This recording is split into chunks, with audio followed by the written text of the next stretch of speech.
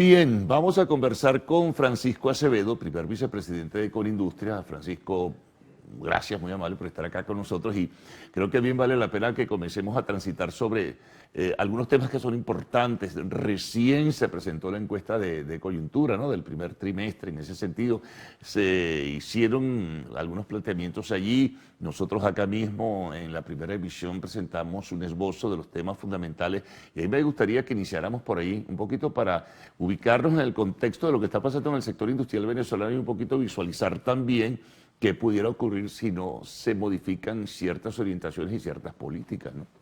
Bienvenido. Buenísimo. Muchas gracias y buenos días. Yo diría que el sector de esta coyuntura pudimos ver los 6 factores que más están afectando a la industria. Podemos empezar a conversar por ahí. El principal factor que salió en nuestra última encuesta y que se mantiene es el excesos tributos que está sufriendo la industria nacional. Sí. Unos llaman voracidad fiscal, excesivos tributos, etcétera, con un 90%, ¿no? O sea, un porcentaje bastante elevado y pasó a ser nuestro principal problema. Segundo problema, tenemos la importación de productos, ¿no? Y eso tiene que ver mucho con el anclaje cambiario que está sufriendo Venezuela y la inflación, que aunque ha sido controlada de manera importante por el gobierno, todavía sigue siendo mayor a la devaluación, con lo cual empieza a encarecer los productos nacionales. Y en tercer lugar, el financiamiento, que es un tema que viene conversando con nosotros hace tiempo, que tiene que ver con la capacidad de la banca o del sistema financiero para poder generar créditos. Es muy complicado desarrollar industria y crecer sobre todo la industria si no hay financiamiento. Porque bueno, hace falta capital de trabajo, hace falta inversiones.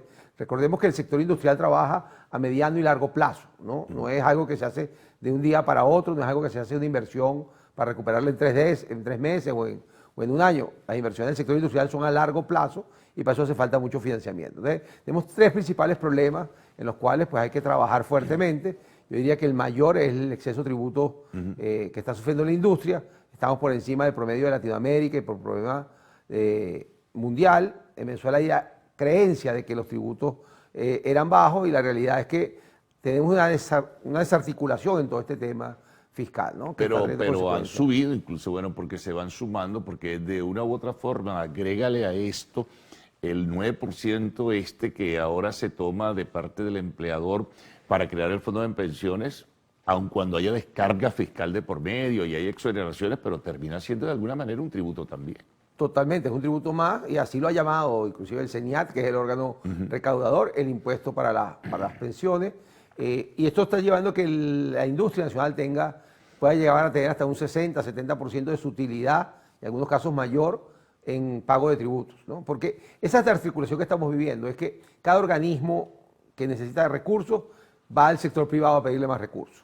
Si fuese la LOCTI, entonces la LOCTI pide más recursos. Ahorita las pensiones piden más. Pero no hay articulación de la sumatoria de todo eso y no estamos entendiendo el impacto que está generando en la industria. Y sobre todo en el comercio también. O sea, eso está llevando a una informalidad muy grande, a una evasión muy grande y aquellos que somos en la formalidad estamos absorbiendo toda la carga fiscal de alguna manera. Y eso está haciendo inviable la funcionalidad de muchas empresas. Ahora, si el promedio, tú me puedes refrescar eso, de capacidad instalada en este momento está sobre el 37% aproximadamente. Sí, 38%, 37-38%. Pero tú no puedes elevarlo, que es fundamental, incluso para la generación de tributos, el aporte impositivo que hace la empresa privada. Pero si tú tienes una industria permanentemente allí estancada, sin evolución, sobre un 37, un 38%, pues muy poco puedes hacer también. Y encima le vas a recargar de tributos.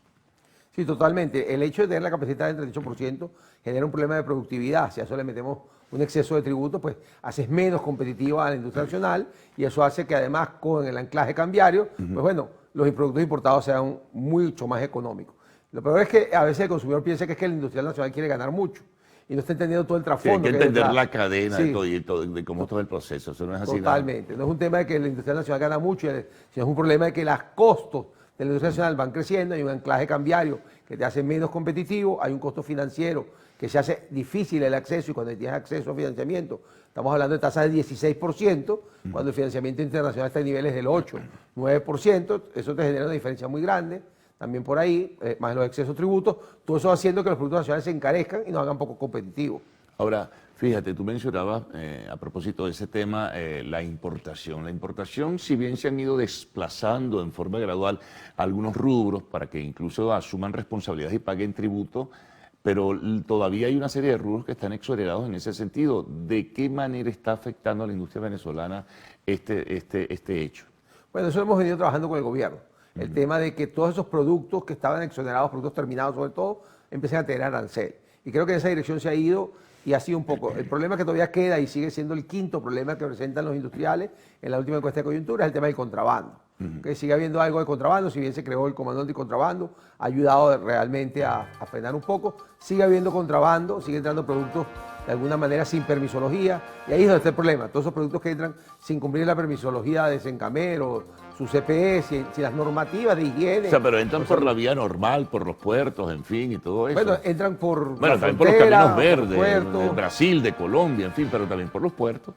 Totalmente, entran por diferentes vías, y ahí bueno, se está haciendo un trabajo conjunto con el gobierno en el tema anticontrabando, a ver si logramos de alguna manera frenar ese daño que se le genera al país a través del contrabando. Bueno, vamos a hacer una pausa, Francisco. Vamos a cumplir con algunos compromisos y retornaremos en pocos momentos con Francisco Acevedo, primer vicepresidente de Colindustria.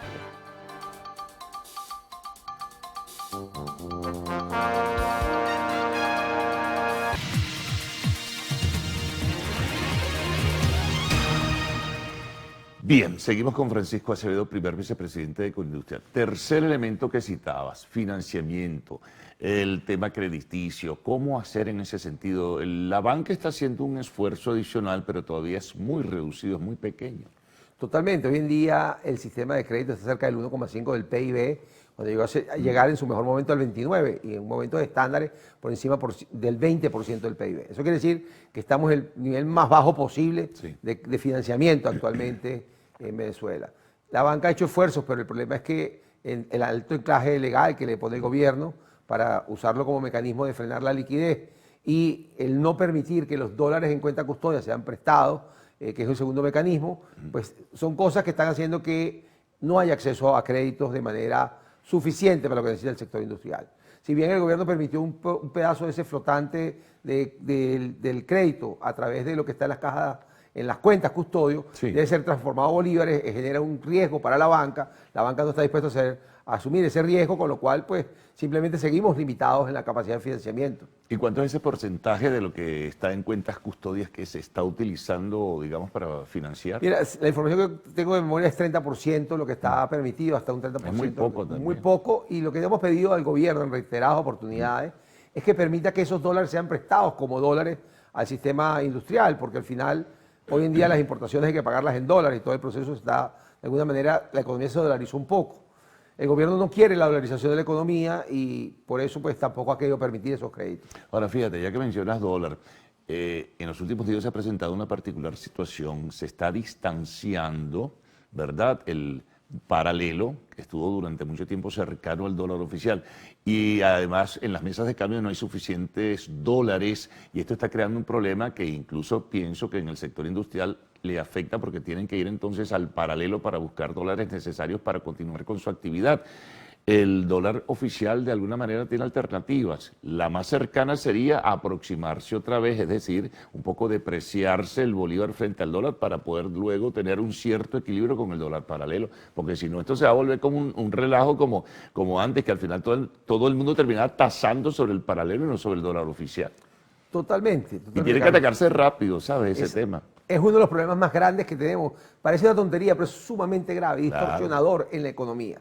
Eso va a hacer que empiecen a fijarse precios al paralelo, porque para evitar cambiar la tasa de cambio, seguir cobrando BCB, para yo seguir teniendo los mismos ingresos y no tener pérdidas, debo tasar mis precios a paralelo para convertirlo. Eso trae un aumento de precio en dólares. No, y una incidencia inflacionaria. Que además después si ajustamos la tasa tarde, esos precios en dólares no bajan, que es lo grave. Y el perjudicado va a ser el consumidor. Entonces es urgente que el gobierno cierre esa brecha de alguna manera.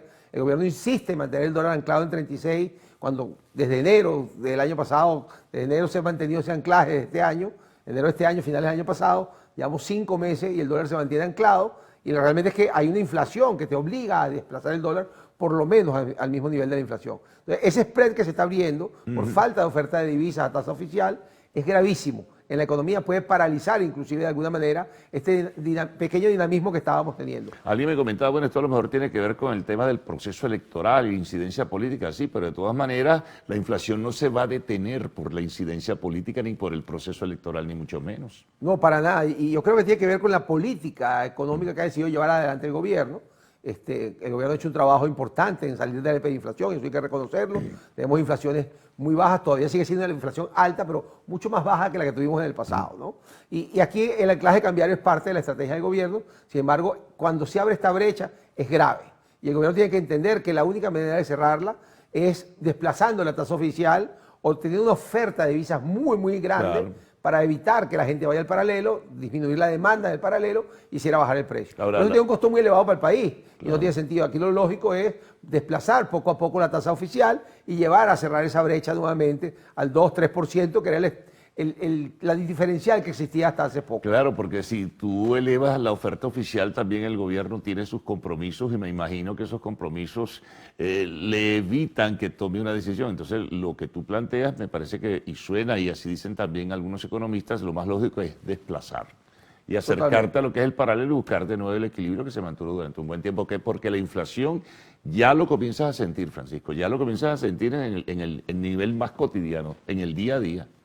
No, es que si no desplazan la tasa de cambio, yo creo que eso va a ser muy grave para la economía. Es algo que poca gente ve, sí, pero esa diferencial es algo que genera una distorsión inmensa en la estructuración de precios del comercio y de la industria. Fíjate, quiero recordar y voy a reinsertarme en el tema tributario, porque creo que la semana pasada en una reunión la vicepresidenta ejecutiva, que es la coordinadora del área económica, hablaba de la posibilidad y que el gobierno estaría estudiando la flexibilización en materia tributaria. Ahora, ¿qué puede significar la flexibilización? Es decir, no recargar de una manera tan pesada a la empresa privada venezolana de tributos e impuestos.